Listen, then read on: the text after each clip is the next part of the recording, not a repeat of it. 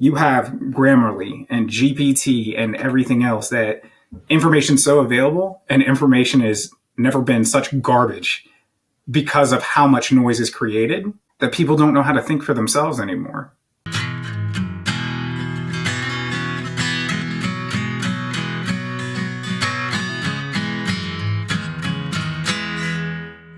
Hey, welcome to 10X Your Team with Cam and Otis. We're a father-son leadership podcast where we talk with other lifelong learners about making an impact and solving big problems. And all right, smart-ass Otis coming out. Fair warning.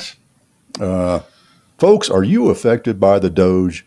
If you're affected by the Doge, call 1-800-DOGE and ask for help from Doge, because Doge is here to help. I just had to say that. Pulling that out my fourth point of contact, because I find it humorous of how all the perspectives and how it's become part of the conversation. We were talking about it in the green room. We were talking about it last night in the veteran mastermind.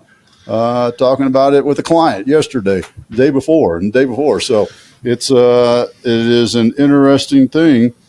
The good news is that our guest and good friend Rick Brown joining us said, "Don't affect me, dude. I'm all over that. I got the Doge firewall going." Is that what's happening, Rick? Yeah. So with all the stuff that's going on with government organizations or special advisors, and however you want to coin those terms, right? It's kind of like a contingency operation for bureaucracy is what I would call it. It's not really affecting the critical work that's needed. It definitely raises some eyebrows as a security expert, more so from the standpoint of a lot of the things, especially being somebody who's supposed to uphold the Constitution from an oath, is making sure that we're doing the right things, right? Protecting those freedoms that were established and God-given, and that's why we're here, right? As a patriot, that's something I firmly believe in. But I also understand the importance of following the direction and guidance of leaders, right? You can have an opinion, but doing the right thing can be challenging, because sometimes it takes an assessment of saying what is morally right versus what is just. And that's, a balancing act. When it comes to national security or cybersecurity and those realms, it's a little bit more black and white when you take a look at it, and you're not seeing some of the tertiary effects because it's mission critical. A lot of what we do makes sure that as a close friend and mentor of mine used to say, keeps the lights on, keeps the toilet flushing, and people still playing PlayStation, so they're not getting involved in other stuff they shouldn't. So I consider myself very fortunate, but I've seen friends and peers and career government civilians who are super passionate about the work that they do, and they love everything about that, and they could talk to you till the cows come home about what they do and why it's important to the U.S. government and to the people. So it's challenging to watch them. Like the one note I'm sure you guys saw with the guy that was at forestry.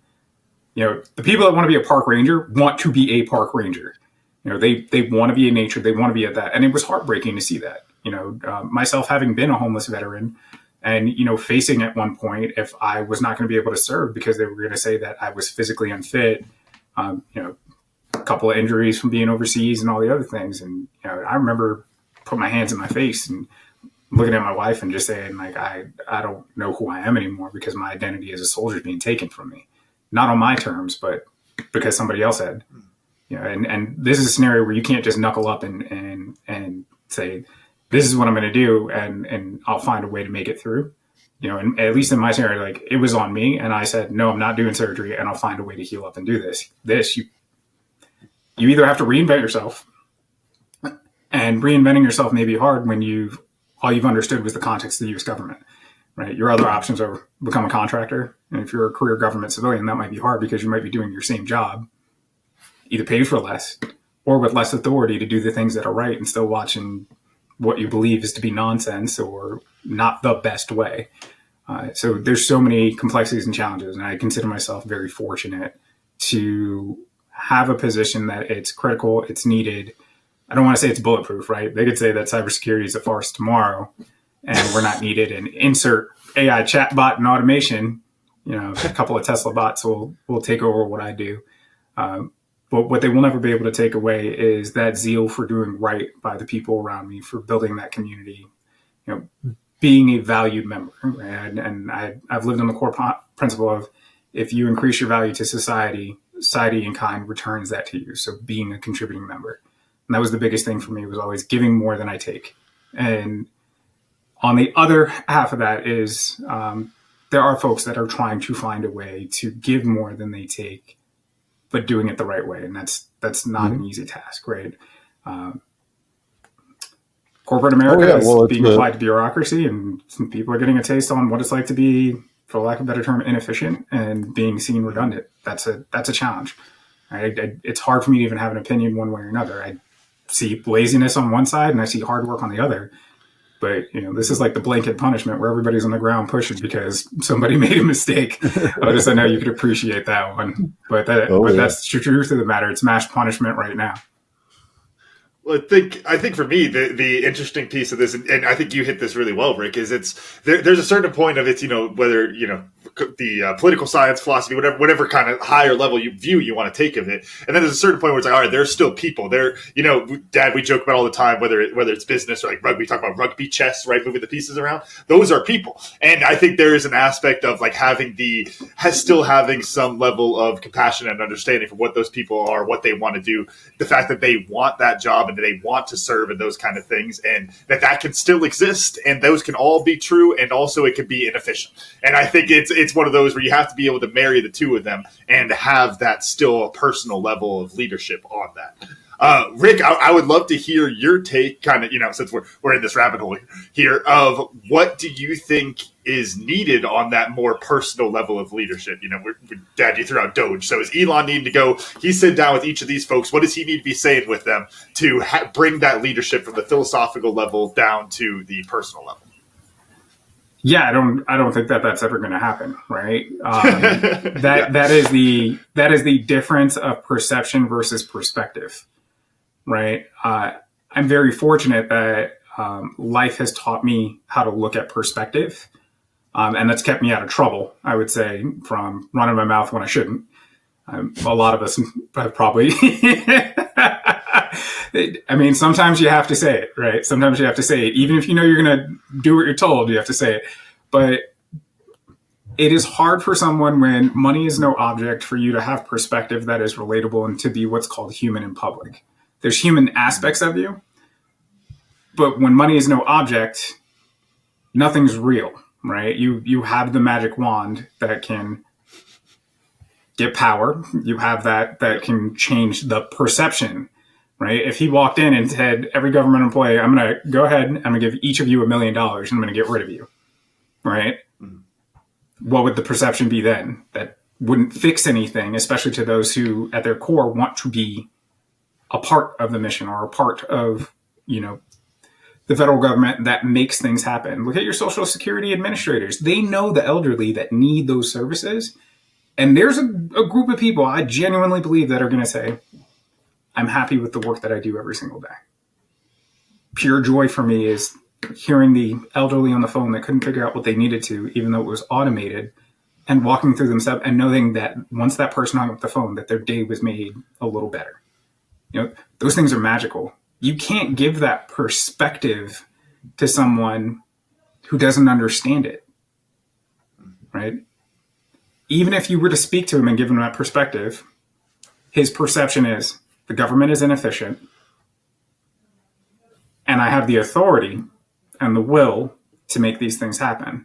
So without him having perspective to say, here's what it's like to be a homeless veteran. Here's what it's like to be elderly. Here's what it's like to have and not have. Here's what it's like to never feel safe, even though you have food on the table and you live in a home and you have family around you that loves you. There's no way to actually give that person that perspective.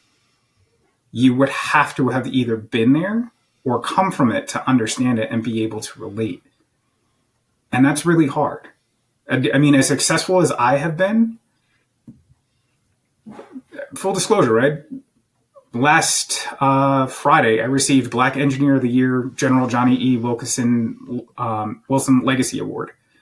And it was the most bittersweet moment I had ever had, because I got a text right as I was getting on stage to give a speech that my command, who, wrote me handwritten notes, was super proud, was heralding me, turned around and said, we can't support.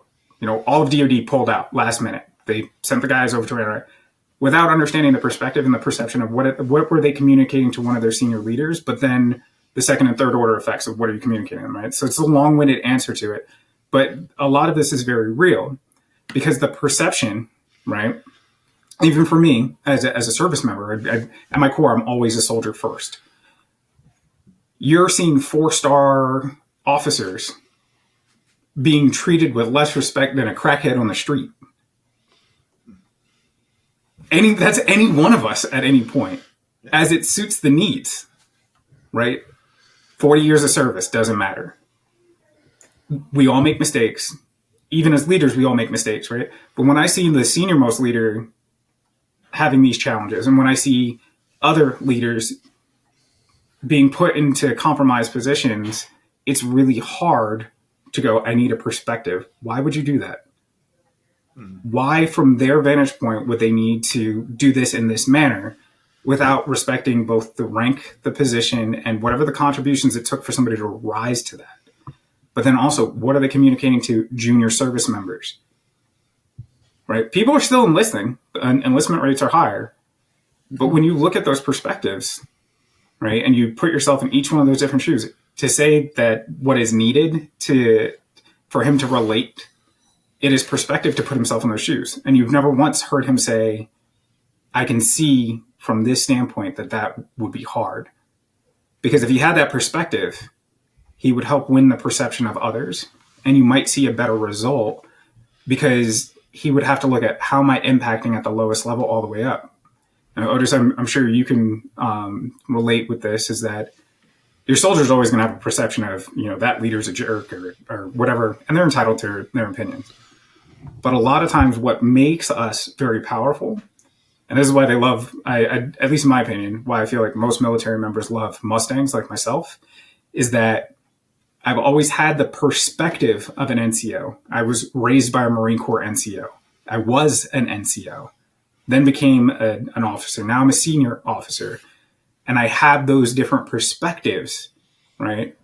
To have a senior NCO as a mother that was a Marine and being basically raised in a Marine Corps household, the military is like a parent to me.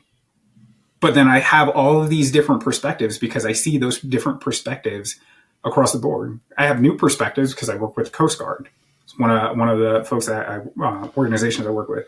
I used to think that they did nothing, and I was like, "Holy cow, you guys do a lot.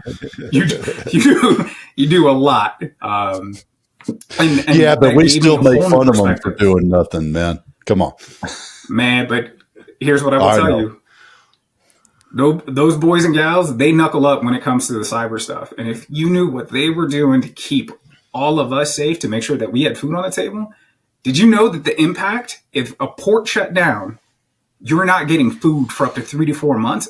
It might be in different categories, right? Not to mention train systems and the entire logistics and all of that and everything it takes to just get, stuff to the table, regardless of farming and local and everything else.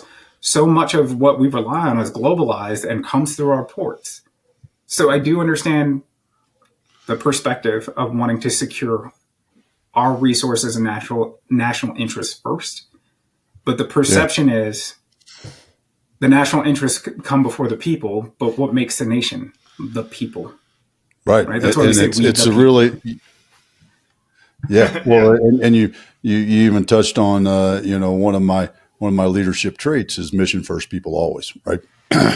Right. You can't do the mission without the people, and you can't have the people without the mission, right? They're intertwined. And it's an interesting thing, and in this whole, and I think another thing that you said, which was, the blanket punishment, the group punishment, is such a. I think that is really what's going on, and I've heard, and by the way, full disclosure on Otis. I don't read all this crap because I don't like going down the the sensationalism of headlines and this. Even when it's real, it's still 99% noise, even if there's something real going on. So I don't read a whole lot. I read bits and pieces, right? So, folks, if you're out there fact checking Otis, you will find that most of what I say is, when it comes to current events, is probably not right. When it comes to stoicism, it's probably pretty close. Now, back to what I was going to say. You see this backpedaling, and I've seen this in business, by the way. Layoffs. Layoffs is a great example. I mean, that's probably the best comparison of a large company that I've been in doing a 10% across the board layoff, and then 90 days later going, oh, you mean we don't have a senior engineer that understands how to do HTML? I know there's something else. Cobra or whatever, some sort of code thing that a senior engineer in our company. Oh, we got rid of that guy. That was the only one we had. Oops. That's what happens though, right? I mean, you see it. Think back to basic training and group punishment because what was his name? In the movie, the fat guy in the movie eating the donuts while everybody's Oh my gosh. Pyle. Was it Pyle? Pyle, yeah, Pyle. Yeah, Pyle. it was Pyle. Okay. Private Pyle, eating the donuts while everybody else is doing the push-ups, that's not good team building. And there's a lot of things wrong with leadership, and you touched on a lot of them, and it's an interesting dilemma when in a public view you've got to fix something rapidly. So you play the public game, and you break out the chainsaw instead of the scalpel, and start cutting, and then you got to 90 days later you got to go back in with the scalpel and say, hey, sorry we laid you off or fired you, whatever term they use. Would you mind coming back? Well, I think to kind of build on that into a question here, what comes to mind for me is we talk about the corporate setting all the time, like you mentioned with layoffs and those kind of things, is it's like, okay, well, why do we get to a point where we have to fire 10%? And the thing that always comes back to me is it's that you're not actually having that honest look at the business of, okay, where are we at with this? Because you should be able to make those decisions more often and on a much smaller level than just wide sweeping changes. And I want to throw that over to you, Rick, of what do you think is the key to kind of dropping down to that level and operating there? Because I think, of course, it's, bigger businesses, bureaucracy, all of that it's harder to move as efficiently on those smaller scales there. But at the same time, that feels like a cop-out. There's got to be another reason. So I'm trying to make it more of the leadership problem there. Why do you think, Rick, we can't be more efficient in that one kind of way? That's a good question, right? And that's subjective to culture. When I look at my teams and the people that I work with shoulder to shoulder and side by side, we hire for technical competency across the board, right? But how do you really assess technical competency? How do you know somebody knows how to do that thing, whether it's in business or from a technical standpoint or, the finance person? When we look at all of those core components, most businesses will hire for someone to solve X problem. But did we ask the right question to present the right problem? So that's one, right? This is about a three-prong approach. The second one is actually only hiring for the skill sets and not hiring for fire in the belly. There's one thing I specifically look for, and I'll take someone who has no engineering experience, doesn't know what they're doing, but if they have, what some will refer to as that dog in them, right? That dog's insatiable. Wants to devour the world, is hungry for knowledge, wants it all the time. I get chills talking about that type of character, right? That character trait in itself will drive them to do 10x what the normal person will because they're so hungry for it. And I know what that hunger is like, both physically and mentally. I made a pact with myself to get to where I'm at, and when I look at where I've gotten to in about 7 short years, it's short of a miracle, to be honest with you, because lost was an understatement for where I came from. But I can still see that in some folks. And when you see that at a company level, right, there's people walking around lost that have a job and they don't even understand that they're lost. So how can you contribute to an organization? Now, when you expand that, to 10,000 people, right, 10% is probably on the low end of what they should get rid of. You're probably looking at 30, 40%. No one wants to have that real conversation, right? And then the last piece is there is a human element. You hired somebody for a job, which means that you agreed to care for them. One of the greatest joys of either being a business owner or an entrepreneur, seeing somebody get their first paycheck, and if you pay them what they're worth, really pay them what they're worth, and they are worth that, there's no feeling in the world greater than knowing you've changed somebody's life, not because of the money, but because you gave them task and purpose. They can afford the things that they need, and they have the time and space to focus on the things to really contribute and make work matter for themselves.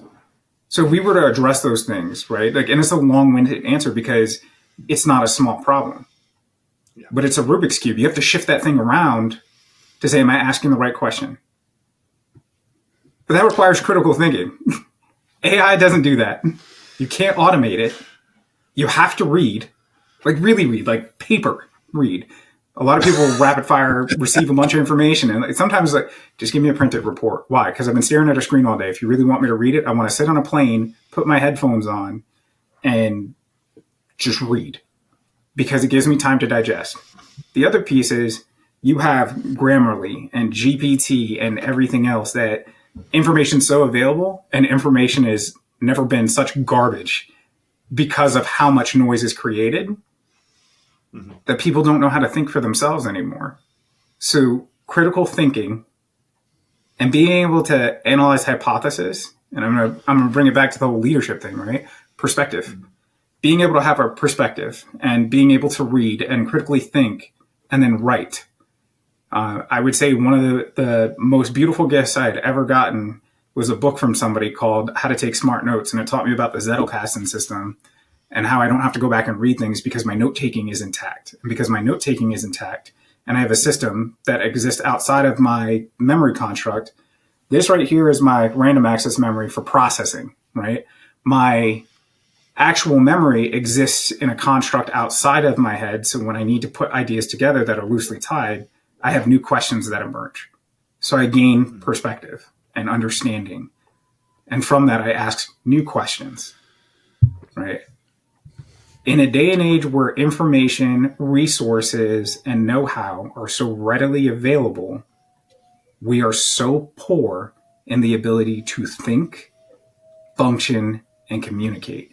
And that's why you're seeing people get laid off left and right, because they had one task and it's very mechanical. Yep. Right? So when you think about that, if you've watched Snowpiercer, you know what that's from. But it's very mechanical, right? A machine can do mechanics, but what makes us human is that we can think. We can convey ideas. We have emotions. We tell stories. That's where society exists. And we're slowly losing that ability, and most people don't realize that. I'd love to stay in that thing, but spin it just a little bit, because what I'd love to talk about is where you're at with your business, because you are, you've gone from the doer to the leader, and you're in this transition right now, right? Where you're no longer the guy who's doing all the putting in the HTML, back to Otis's knowledge of code. Can I ask real quick on that, Rick? Is there Cobra? Because I know Python's a thing. Was that him just messing up, getting the wrong snake, or is Cobra a thing also? We could make it curious. We could just put it into GPT and make me a programming language called Cobra. There's Cobra, there you go. Which is really old, right? It had a C. You heard it here, right? folks. We got halfway there. Folks. We got halfway there. There we go. Yeah. So to segue to that, right? No, I'm still on the keyboard, still doing the thing. Why? because it's important for people to see that the leader is still technical. Not because I want to, but sometimes it is actually good for me to just do mind-numbing code or do some analysis, right? Fact check some of my folks when they tell me something's impossible, right? If they know that you'll roll up your sleeves, right? Some of the best mechanics make the best organizational leaders. Why? Because they know their machines inside and out. So they say it's not possible when you show them how it's possible. There was, but it can also become an anchor for you. Yeah. When Musk, I believe the story, and I don't know how true this is. So if anybody fact checks, it's, you'd have to do your research. But the way the story was conveyed is that he purchased X, or Twitter, now X, and they said that they needed these servers. He went around, cut the servers, and made them figure it out. Right. That's one of those, if you want slack, cut the rope, figure out how to trim this and do this the right way. But the thing is that he made that assumption without any technical background, know-how, or anything, or what the ramifications are. That's a fear thing, but being a fool allows you to have fear. So yeah, that reminds me of Go ahead. Go ahead. I'm sorry. No, I was just going to say, it reminds me of the whole idea of the value of the explosive creativity of the outside perspective, though. Because I think that there is a lot of value to somebody who doesn't know what they're doing. But to your point, I think you have to understand the constraints around that value. If I'm coming in and I'm trying to completely turn it on its head, then we should probably have somebody with technical know-how who can check a couple of those things to make sure it makes sense before I flip that switch. And I think that's a really big key there, yeah. Right, but then I would counter you with this, right? There's a book called On Fear. And in On Fear, there's two mentalities. Either the roof caved in or somebody hit me, right? And if you look at everybody today, the same thing is happening. The roof caved in or the government hit me, right? Instead of personal accountability of saying, all right, the roof caved in, now what? Right? No matter what you do, business is about going, I'm going to go from one roof cave in to the other. Now, I can try and shore up my roof and make sure it's there, or I can say I'm going to engineer a better roof, or I'm going to maintain the one I have and know the weak points and work around those weak points. So that changes that kind of like whole perspective. So I agree with that, but at the same time, especially with that, if the mentality is either the roof caved in or somebody hit me, when you look at that, that's still a victim's mentality versus, all right, the roof caved in, but I had contingencies expecting it was going to happen anyways. Nobody expects half of what's going to happen. Probably the scariest thing for me is I took on a family, did not have children of my own, and they're my absolute world. The scariest thing to me is not a firefight, not failing in business, been there, done that, and not being on the street, is not being there for them. I watched one of my colleagues who was the CEO, Juan Lopez is probably one of the most beautiful human beings you will ever meet at a core level. Because when I was struggling and could not figure out a way forward, he was like, why don't you come and do some of this with us? And we've got some side work and, we'll help you figure it out together. And what I found is that was the moment where the roof caved in, but I had shelter. But then what scared me is when Juan passed away, he passed away in his sleep, is that he left behind a family, right? And I'm like, now I have something I really care about more than any machine, more than any dollar or anything else like that. And I look in their face when I get a big old hug and it's like, you're the best part of my day. You cannot buy that. There's no perception. That is 100% perspective of your kid, the world that they see. The parents are the most important thing, and how they act and how they do things. And I realized I was watched. I now realize no matter what, even if I get hit or the roof caves in, I'll figure it out, because that's my why right there, right? That is my 100% why right there. You can't teach that to people. It comes naturally over time. Most people will say, I'll give up the world for my kid. I mean, look at the two of you.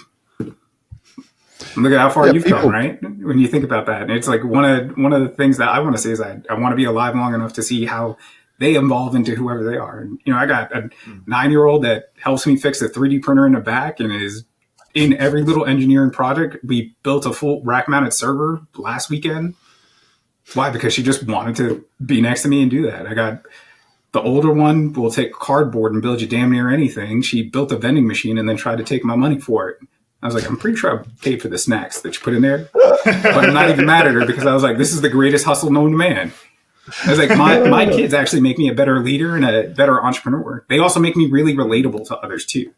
That's like one of the things that I did not realize that I remember looking at children like, why would anyone have someone that's going to wake them up all the time, hijack all their time, and borderline act like a terrorist when they don't get their way? I don't understand this. And then I held my youngest and I was like, I fully understand now. Let's go get ice cream.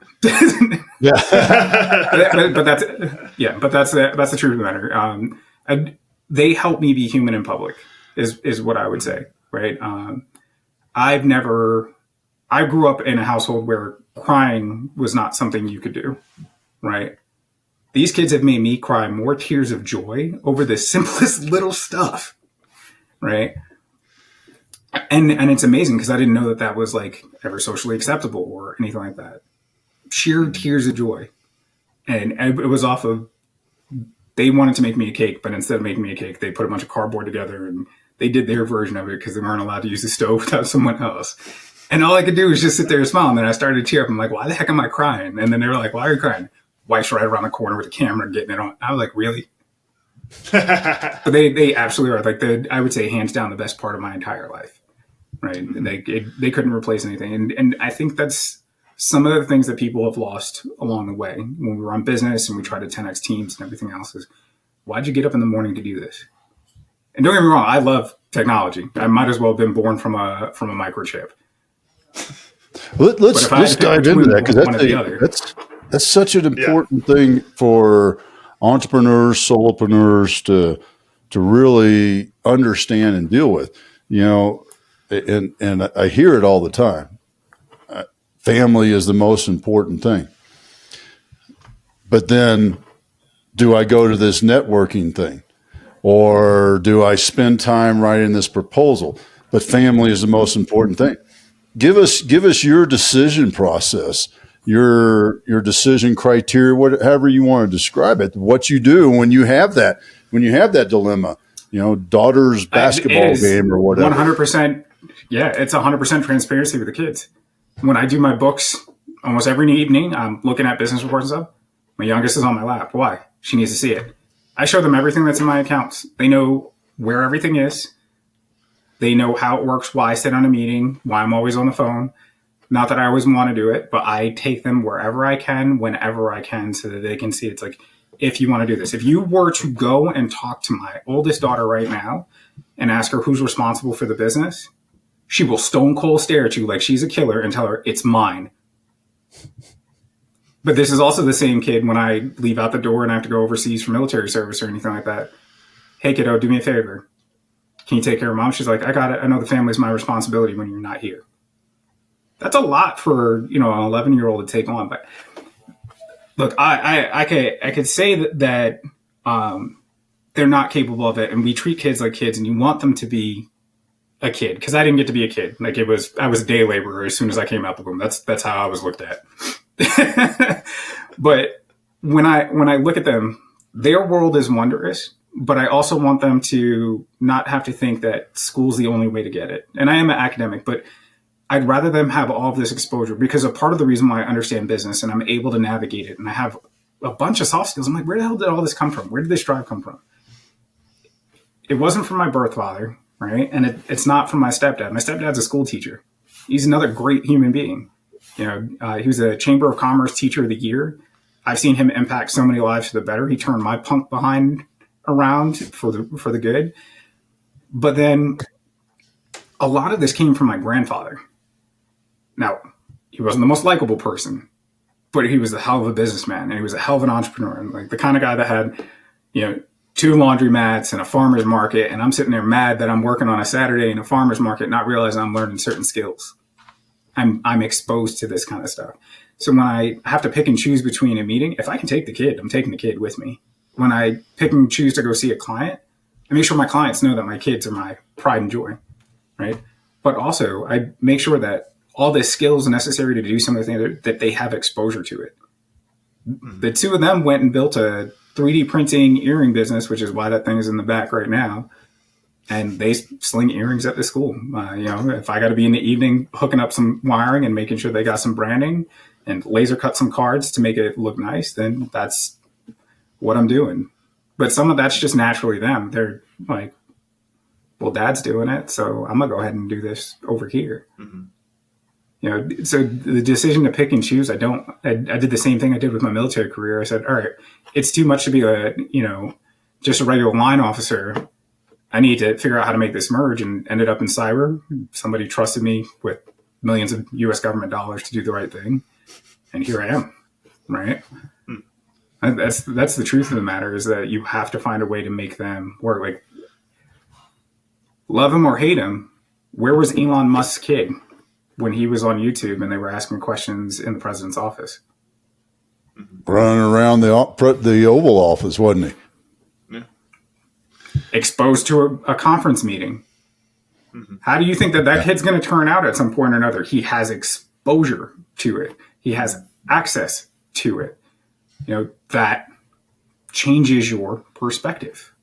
I know that there's negative perceptions around it, but that's a good trait, right? Mm-hmm. You love or hate individuals. If you can take that perspective of, hey, we have a line perspective here of like, your kid should have exposure to these things. They should be around this. I don't know if they're all exposed to, but I do know that that's pretty significant to expose them to that. Getting a significant career award, my daughters weren't able to be there, but that exposure would have been great for them to be around other women of engineering, other minorities of engineering. Not because they're minorities, but just say like people who look like you, talk like you, are doing great things that change the way that the world works, that are helping push technology forward. Having that exposure, having that involvement. I was looking at a helicopter system for security assessment at one point. So we got the FAA manual out and we were talking about auto rotation and all this other stuff. What 9 and 11-year-old is learning that in school of like, how does a helicopter land if the engine dies and what does that look like? They're not getting that kind of exposure. So it has to come from at home. Like, we have to stop shirking some of that stuff. But also as a business owner, if you're a business owner and your kids aren't aware of what you're doing, you want to gut check yourself and say, would a university be able to teach them what I'm doing today? No. All right, take a look at President Trump. Where was Barron at his inauguration? Where were the kids? They were there. Like I said, neutral stance on everything, but when you look at some of the behaviors and the things that all of Trump's kids are involved in, all of their businesses, that is a perspective. You have to sidestep, right? If you look at what people are doing, you watch their actions and whatnot. And this is one of those things where I'm like, when people show you who you are, believe them. But there's also always still good aspects in just about everybody. Even the most evil person on the face of the planet, someone cared enough about them that they got food and they got to where they are, right? So when you take that perspective of, you are allowed to live this long. You can't be all bad, but what's the good that you can piece out of that? And you learn so much more from the world from that kind of. It takes too much time to be angry and hateful and resentful and spiteful to do things. Right? That whole be the change you want to see, or just light somebody else's candle because yours is lit. That means that there's a little bit more light in the rest of the world instead of being, all sea salt and vinegar. I love the perspective piece there, and I want to get into a specific example of it because I think your example talking about parenting the kid, and you want to give them some exposure, but then at the same time, it's just like anything else. I've told the story a bunch of times of Verby of my mistake as a leader of going, hey, by the way, if this event doesn't go well, we're screwed. And my CTO was not working well that week because I exposed too much of what was going on. Instead of giving him what he needed, I gave too much on it. I think there's a really interesting example of that. We've talked about it some with COVID, with how at risk we are for pandemics and all these kind of things. There, cybersecurity is another one of those that Rick, people like you talk about all the time about how dangerous it is and how easy it is for things to break and how bad all this stuff can get. And none of us understand what the hell you're talking about, and we don't have the perspective on it. So I'm really you could take it specifically in cybersecurity, or we could take it kind of broader to that leadership communication aspect of it. But how do you communicate let's something? take a unicycle down the middle of it. Yeah, perfect. We'll ride a unicycle right down the middle of it, right? So perfect. Go ahead. Yeah. Cyber's expensive. There's always a new tool. There's always something. Oh, this got hacked. This got done. This, et cetera, right? For me, cybersecurity is about responsibility, right? Due diligence and due care. Do the right thing by your people and by the customer, and make sure that things are reasonably secure, right? And on the other side, you have business and profit, right? People don't do things because they're not going to get a reward. If you own a company, your reward is the increase in margin, the increase in profits, and the growth of your business, right? Or whatever benefit you get out of it, because there's varying thoughts on why people start a company and how they use that to manage their family's wealth. But let's go down to the core competency. Did you need cyber in the 1700s? No. Could people still watch you then? Yes. Was there still weird stuff going on? Yeah. Then the telephone came and they had wiretaps. Was cyber there? No. Right? Now fast forward to where we are today. There's an AI agent that could do some of the things I do, but is not going to have the critical thinking, the analysis, the perspective to say, if this changes, how does this affect it? It can do some prediction, but it's not a human mind. Will it get there? Maybe. Right? Cyber has a place, just like physical security has a place, but it's not the end all be all. If it's your business, it's your business. Like for me, it's my business, right? So I need to know these things, right? But do I, wake up at 2 a.m. and go, oh my gosh, I'm going to get hacked? No, I have the strength to deal with that if it happens. I'm available to my family members and friends if something bad happens and I'm like, oh, this is not good. Okay, let's take a look at it and we'll figure it out, right? So cybersecurity has more to do with due diligence, due care, and providing peace of mind, right? That's from the, like if I was in a CTO role and, this is what's going on. On the CEO role, cyber is all about limiting liability and insurance. And that's the truth, right? It has a place, but it's not everything. We've been watched from the beginning of time. We continue to get watched. Privacy is an illusion, but it's what illusion you choose to buy into. You've got some guys are like, I'm going to go in the woods and nobody's going to find me. I'm not going to do this. All the aerial footage and surveillance, you're going to pop up somewhere, right? But on the flip side, right, you have to understand, you're a data point. You're managed, you're tracked. Amazon probably knows more about you than you know about yourself. There was that myth that they could predict a woman being pregnant within like 3-4 months based on their shopping habits leading up to them figuring out that they were pregnant. I don't know how true that is, but the information and data, there was a conversation saying that is the fifth element, right? And if you think about it, it tracks. If you look at a rock, right? A rock by itself is a rock, but how do you know it's a rock? Well, by its shape, its size, its geometry, the mathematical numbers, the composition. So all that metadata is the fifth element because that belongs to that rock. Just like you have metadata and I have metadata, right? This blue shirt is information. So that's an element of me, right? So then this color, right? This hexadecimal value of this color of this shirt. Things like this, though, make cyber relatable to leaders because when you're starting to talk to them about everything boils down to data. Everything boils down to information. Well, people want privacy because that's what we agreed as a society was of value, right? Mm-hmm. But you have to give up some of that value in order to have security. So the more security you have, the less privacy you have. The more privacy you have, the less secure you are. You can't be in the woods by yourself, be completely disconnected from the world, and expect that you're going to be secure. A bear can roll up on you and nobody will know whatever happened to you. Yep. When you speak in those lay terms, things start to make sense. Everything all ties back to what? Perspective. Yep. Yeah. I love the more security you have, the less privacy you have. Think about the president with like Secret Service around all the time. I mean, good grief. Yeah, absolutely. Absolutely. That's such a great example of, the only way that you can be secure is to give up more of that privacy. That's really, there should be, like that curve, the crazy hot curve, that everybody talks with the chicks, or the crazy hot curve. F around and find out, the one where they have, like, if you do this. That one too, right? Yeah. I mean, exactly. it's the same thing, right? You can overlay economics to all of this, right? Oh, yeah. You're still going to have an equilibrium that hits. You could apply some derivatives to it of how much of my privacy do I want to give up to be secure? Right? And this is a good example, right? Parlaying it into my industry. Look at CrowdStrike. CrowdStrike looks like malware on an operating system because in order to do its job, it needs to be plugged in at system level to understand what's going on, pull logs, and get all this information in. But then it tanked half the aviation industry in a day because of some sort of anomalous error. How much information is actually kept on us that doesn't really belong to us? And Lord help you if you haven't read any of the licensing agreements that you sign into to use an app or an application.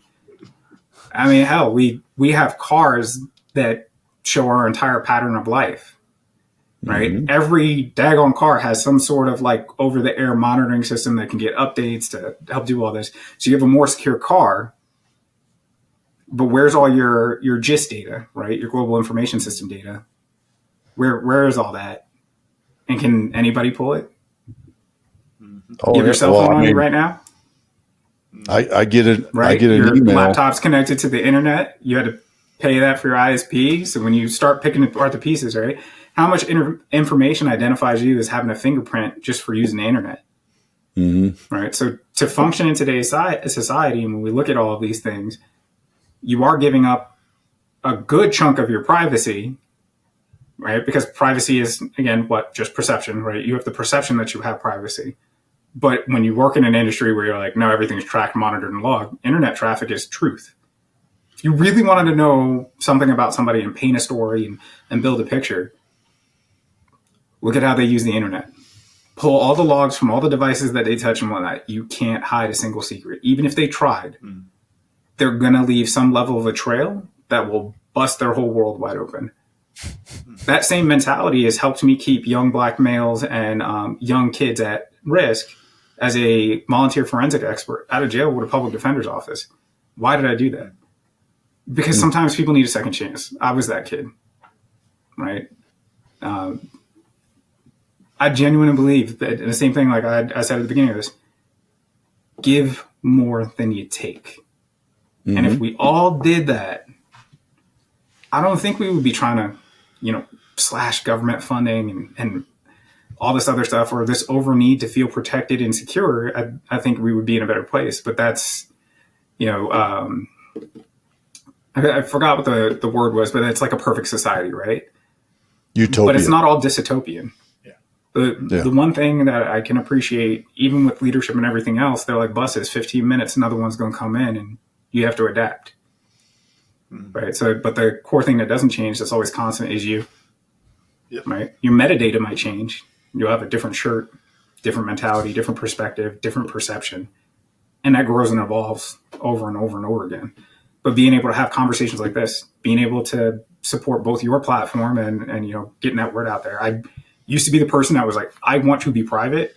You don't need to know me. If you know my work, you know my worth. All about that. You know what I realized? I made one bad decision that was the greatest decision of my life, which is my wife, who had a crazy ex that showed me how unprivate my life was. And when I got there, I was like, okay, what do I have to be afraid of? Why am I hiding all of this? I'd rather be in the public face, help people out, be a voice that says you can, be one that says there's an opportunity. It's up to you to use it. I definitely would leave you with this. I remember having an athletic director when I was in high school, and he looked at me and he's like, what's potential? I was like, I don't know, the ability to do something. I didn't really understand what he was saying. I understand it now, right? That hindsight. He saw so much potential in me that I was not even aware of. But he told me it's nothing if you don't do anything with it. Yep. Right. So that's kind of like all of those things mashed together and whatnot. It's very fluid. Yeah, no kidding. Yeah, wow. Amazing. And, I got to go back to the book that you mentioned on taking notes. I did not know There was a book, and that's what I learned. There's a book out there on a significant way of taking notes. Just share the name of that book again, will you, Rick? Man, you know how they said that the Doge firewall, it popped back up again. So I caught about like every other syllable. Yeah. So what's the name? What I learned is that there's a book on taking notes, and I'd love to. Would you share the name of that book again for me? Still got every other syllable. I'm not even gonna let it try. I'm trying to decipher it. This is the point where I'm like, hey, can we GPT this and see if we can repiece it together? we'll get that in the show notes, Dad. Try it from your end, Camden. All right. Well, hey, what I learned. Wait, asking yours, Dad, or giving mine? Yeah. What did you learn, Camden? Yeah. So for me, I think it's the leadership puzzle of, we use the different examples of it, of the parent with the kid, the leader with the follower, the idea of how important it is to give that exposure to what that perspective is, but then also making sure that you maintain the perspective that you need them to have. Not getting your kids so wound up around the idea of taking care of the house and all these kind of things that they aren't a kid. Not getting your employees so caught up around the idea of what's going on at the executive level that they are not coding. You got to be able to do both there, and I think that's a really big piece for it. Also, and this is almost mine, but we talked about it just about every freaking episode. It seems like this is the running theme, but the importance of the individual ownership. And it's like, it's just you. What is your plan? How are you going to adjust from this? It's just so important. Awesome. Rick, I'm going to talk real slow since our internet is acting funny. What did you learn? I mean, I learned a lot. I would say there's two things I learned, right? And one was from my first conversation with Camden about really the importance of technology as it relates to farming and water and why those things are super important. But also just in this conversation that I need to go back and go say thank you to a lot of the folks that, help do the day-to-day of the things that need to get done and follow my own words, right? Because sometimes it's easier to like, hey, mission focus and just stay on task.